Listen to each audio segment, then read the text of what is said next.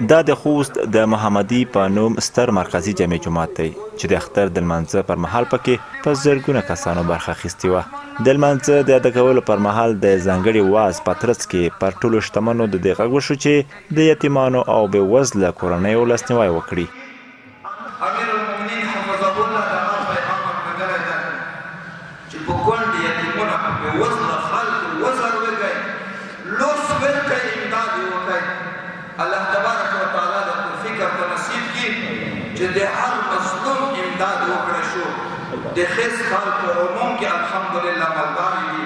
بیا خاص ځانګړي ټول علما کرامو ډېر مسؤلیت لري چې ټول خلک او د اسلامي امارت مسؤلین لا ډېر د الله تعالی بندګۍ ته متوجه کړي، اصلاح یې وساتي، نیکې مشورې ورکړي، توصیې ورته وکړي، خیرخواهي یې وکړي او تل یې د عبادت په لور دعوت وکړي. ورته مهال شته ډاډمن امنیت ته په اشارې په ټولو ولس د دې غږ وشو چې د ورورولۍ ژوند ته مخه کړي او د سولې شته نعمت شکر ادا کړي. ټولو هیوادوالو ته ډاډ او اطمینان ورکوم چې د نورو عامو ورځو په څېر به د اختر په ورځو کې هم امنیتي ځواکونه د ټولنیز خوندیتوب په موخه د خپلو ولسونو په حفاظت کې خپلو فعالیتونو ته بشپړ تیاری لري.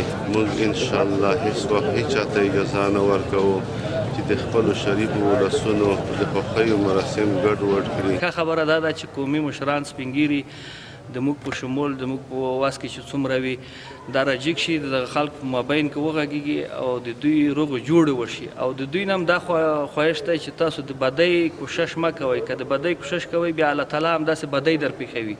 که د خیر طرف ته سوچ وکړئ بیا الله تعالی خیر درته پېښوي انشاءالله. که ډېر سخت زړی دښمن وي انشاءالله الله تعالی به دې ته مسخر کوي چې تاسو سره روغه جوړه وکړي. ټولو سرمایدارانو مو غوښتنه او هیله دغه ده چې خپلو بېوزله او څنګ ګاونډیانو سره همکاري او مرسته وکړي تر څو هغه اختر چې د امن او خوشحالۍ نوم دی تر څو دوی دغه اختر د امن او خوشحالۍ اختر شوی وي. الله اکبر. دوی ورته مهال په ټول هیواد کې د پرمختګ هیله څرګنده کړه او د ودان افغانستان په تمه یې لمانځونه ادا او دعاګانې ترسره کړې.